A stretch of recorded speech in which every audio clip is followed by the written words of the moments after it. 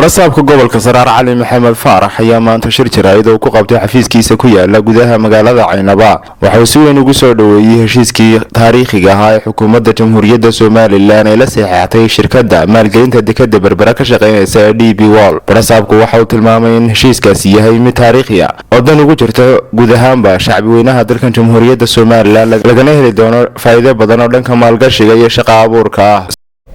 heshiiskii laga gaaray dekedda Berbera shirkadda DP World ugu dambeyntii lagu kala saxeexay Soomaaliland iyo shirkadaasi ayaan soo dhaweynayaa. waxaan leeyahay waa guul soo heetay Soomaaliland, waxaan leeyahay waa mustaqbalka qaranka Soomaaliland, waxaan leeyahay waa horumar la taaban karo oo aan leeyahay qaranka Soomaaliland bay waxtar u noqonaysaa insha Allah bismillaah kariim. waana lagu faraxsan yahay aad iyo aad baa loogu faraxsan yahay gobol ahaan shir jiraa'idkeygina wuxuu ku saabsan yahay kaas.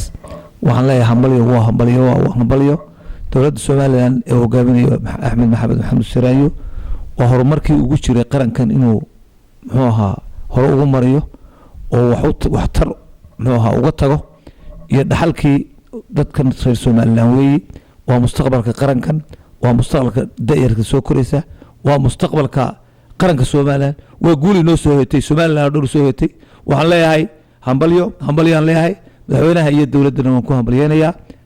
sidoo kalena barasaabka gobolka Saraar Cali Maxamed Faarax waxa uu baaq nabadeed u diray ardaydii walaalaha ahaa ee dhawaanay shaqaqadu ku dhexmartay deegaamo hoos yimaada degmada Ceelaf Weyn oo ka tirsan gobolkaasi Sanaag.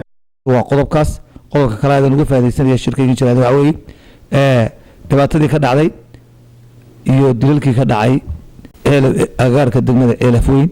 waxaan baaq u dirayaa dadweynaha iyo dadka dhibaatadu dhexmartay. waxaan leeyahay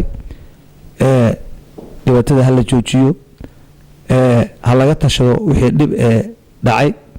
waxay la tahay in aan dagaal waxba kordhinayn, waxay la tahay inaan dhiig islaam waxba lagu helayn, waxay la tahay inay tahay khasaare kugu dhacday oo iga dhacday baa weeyi. horena waan uga hadlay, maantana waan ka hadlayaa. waxaan leeyahay qarankiina waa idin soo gurmaday iyo dowladdeennina waa soo gurmatay. waxaan leeyahay ha loo dhega nuglaado, hana la maqlo. waxaan leeyahay ha laga fikiro xumaan iyo muxuu ahaa dhiig sokeeyo oo daata. dad walaalaa tihiin, sokeeyaa tihiin, dad waxata isdhalay baa tihiin. waxaan idin leeyahay xumaanta ha laga waantoobo. wixii dhacay way dhaceen, wax dambe ha laga tashado. culimaadudiinta, odayaasha, waxgaradka, dhalinyarada waxaan leeyahay ha la gurmado, hana laga waantoobo xumaan dambe oo dhacda. baaqaasaan u diraya, horena waan uga hadlay, maantana waan ka hadlayaa. jaamac boodacade TV-ga qaranka Soomaaliland Caynaba.